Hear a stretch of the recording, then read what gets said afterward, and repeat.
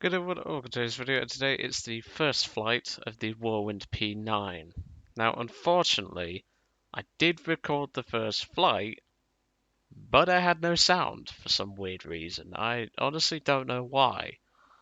And then all it took was a refresh of my recording software, and then it was fine. But yet it recorded my voice. I have absolutely no idea. So, unfortunately, this is going to have to be a replay because I don't exactly want no sound, just me talking and going like, yeah, and all that.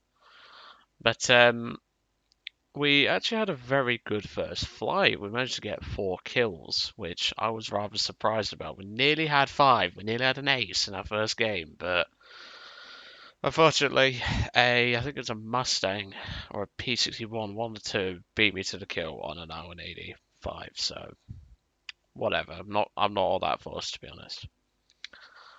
So let's go briefly over the aircraft and let's discuss the differences between this and the Mark 1. I think the best idea would be to put the Mark 1 here. So obviously you can tell already there's a difference. The paint scheme, that's not really much of a difference. I mean, it's just the underside is now yellow, which I think it actually suits the aircraft a bit better. And obviously the Whirlwind can carry, well, the Mark 1 Whirlwind can carry bombs. You can carry up to two 250s or two 500s. I mean, I have used them once in Tank RB and destroyed a German Sherman, but even so. But the main difference between the P9 and the Mark 1 is the cannons. They stay the same. They both have Hispano Mark 1s. It's just this one only has 240 rounds of gun, well, in total, I should say, which is not a lot of ammunition. But then you jump to this one, the P9, 121 rounds of gun. And that doesn't seem like much of a big difference considering the fire rate of the Hispano Mark 1. You're correct, but it's much better. Trust me, it is much better. And I find that universal belts are pretty reliable for the most part.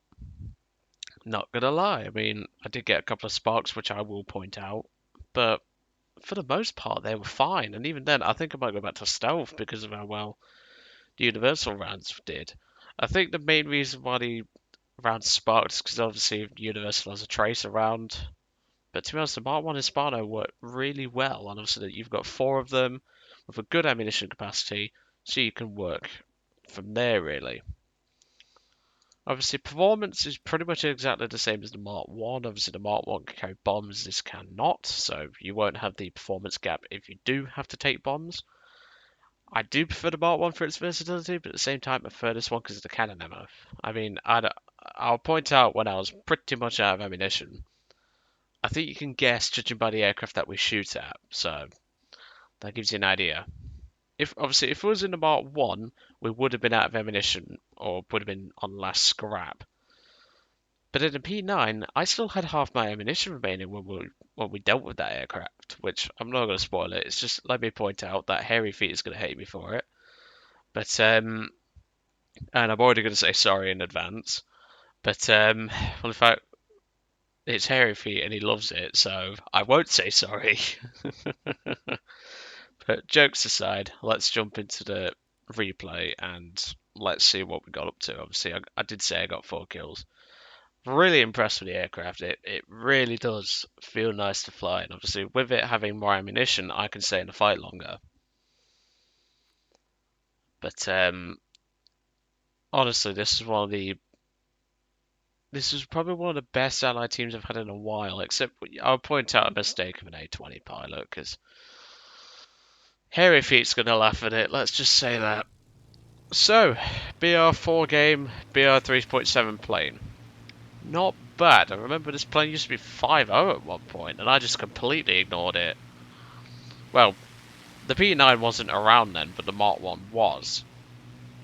And when I saw that the Mark 1 was at 5.0 with, what, 3.7 to 4.3 performance, I completely ignored it.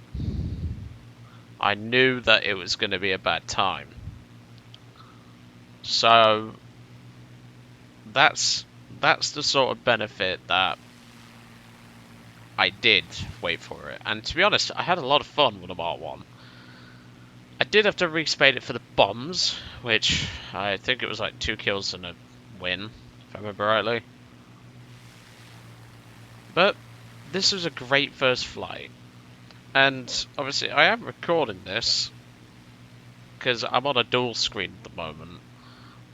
And I've actually managed to find a way to get my recording stuff to record the game so I can do my work at the same time. So I'm going to be multitasking here. The main reason why I wanted to do it now, during my assignments, so I can then do my work afterwards and at least have fun with a plane that I know I'm going to have fun in for the most part, that I can fly after doing the first flight, because people will want to see the Whirlwind P.9. Because obviously the Discord server knows I got this plane, and, well, now you know I own it, so, yeah. This is also my first Rank 3 British Premium, which is going to come in very useful if we get any Rank 3 to 4 aircraft. I am in the process of researching a Tempest Mark II, because I'm the kind of person to go down the... I like to go down the ranks and unlock everything. And here comes the mistake by the A20 pilot. You ought to have heard me in the commentary, is all I'll say. He takes a head-on with a Boris. And naturally the Boris rips him to bits, because, well, it's an IL-2. I had to laugh. I checked the guy's stats. He's level 76, and he thought that was the smartest move. No. Unfortunately, though, the damage that the A20 did do is going to cause that Boris to crash due to engine failure. So there's that. Like I said, when I check, because I always check the live recordings after I've recorded them. So I'll look them on my desktop, because I have a separate folder where my videos go after I've recorded them and that. But then I started watching the video and I thought, well, I'll jump ahead of the commentary and the start, obviously where I was at the hangar, and I'll check the gameplay, see if that's all fine. Got to the gameplay, and it was when I was firing at the I-180S, which you're going to see shortly, is when I noticed that there was no bloody sound. There was no engine sound, there was no gunfire sound, there was no nothing. But we're a few minutes in, as you can tell, we're already at 21,000 feet. This thing climbs like a homesick angel, and with it having 2 good engines, I mean, the Peregrines aren't the best engines, but they certainly get the jobs done. And obviously, it's a great aircraft to fly. I'm really impressed by it. No doubt Harry Feet is going to do a re-review or like another look at this aircraft, and I highly recommend you should, because this thing felt great. So, the enemy team is currently fanning around at low altitude, going after our low altitude aircraft. For some reason, the enemy team has a P.39 Premium that's going for ground targets. He's just killed a AAA gun. I don't know why the hell you would use a Pockerskins P.39 to do that, but whatever floats your boat. So at this point, obviously I've spotted this I-180S. This Whirlwind here is going to bait him for me. One thing you do have to watch with the Whirlwind is its low dive speed. This aircraft is very, well, it doesn't like dives, let's just say. So, I didn't trust my aim at first, but to be honest, I led a little bit more than I should, but to be honest, he just flew right into the tracer fire, so I made my job a lot easier. I am using universal belts. Now, I know Harry Feet is going to say, why aren't you using ground target belts? Well, to be honest, these belts didn't feel too bad. I'll give the ground targets a go for definite. But I'll point out when we get sparks, because you're going to know. So, last car, he's going to point out in chat that he was just baiting and all that, and he did a great job, to be honest. He did a great job baiting. And he's really the MVP of this match, because, well, here comes the sparking, let's just say. So, see, I'm coming in, I'm giving it full power, and I'm thinking, and, well, it doesn't show on the replay for some reason, but the burst I fired before I blew his tail off sparked. You will get sparks, but to be honest, I think I had like 30 ping in this battle. So, it really didn't feel that much of a detriment. And there we go. I'm just baiting for you, Joseph. I mean, I've seen people spell it like that. I think the funniest spelling someone's ever spelled my name in real life is Joeseph. I know, right? You'll be surprised what people will think of, like, things like that. Like, you'll be surprised, but even so, I know it comes to the overspeed. Like I say, you've got to watch that airspeed. If it goes above 435 miles an hour and it starts going red, crank the throttle back. Is all I will say. So obviously I've seen a target on the mini-map being marked, and I'm thinking, well, I'm hungry for some IL-2s. I want to go feast on them a bit. And I'm just thinking, well, I know where the IL-2s are, because I know where IL-2s go. But then I've spotted this P.9, who for some reason, he was trying to outrun a P.61, and then he just flew straight. Now, I'm no expert, but you're not going to outrun a diving P61. I mean, fair enough, he does turn and he does dodge the P61. But he would have seen me coming over that rollover and the loop and everything. But he just didn't. And, well, it's going to make my job a lot easier. Third kill. Blown to bits. And here comes the Boris slaughter.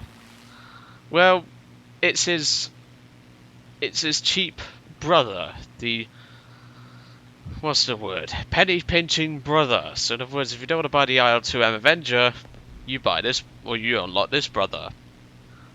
Dimitri, I think Harry V calls him. And well, sorry Harry Feet, it had to be done, buddy. Fourth kill. And that is my contribution to the battle, but I nearly got my fifth on this I-185, which I'm going to leave in. So you can sort of understand that I was obviously excited. I was there like, am I going to get an ace in my first game? Sadly, no. I miss out by just a little bit, and I was so disappointed. But if you think about it, 4 kills in your first flight of an aircraft that you haven't flown in months, because it's basically the same as the Mark 1. I'd be impressed with that. I reckon if I'd have fired maybe a split second earlier, I could have maybe nicked a kill, but the P61 has really good guns, to be honest, but even so.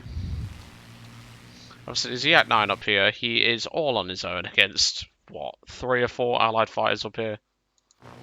So, he's going to have a bad day.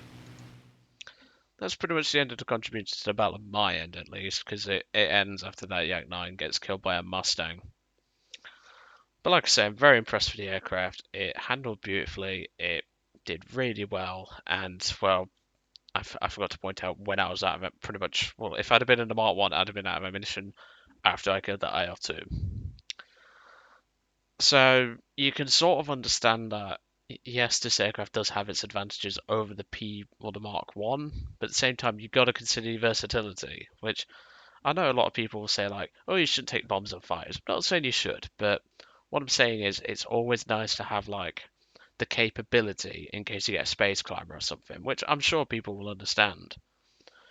But I mean, on a map like this, light pillboxes, you could easily load up ground targets, maybe pop a couple just to help your team. And obviously, we've got an A36, we had a couple of P61s, we had Corsair with 50 cals and everything.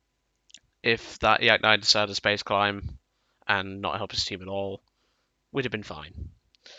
But anyway, I'm going to go off and do my work.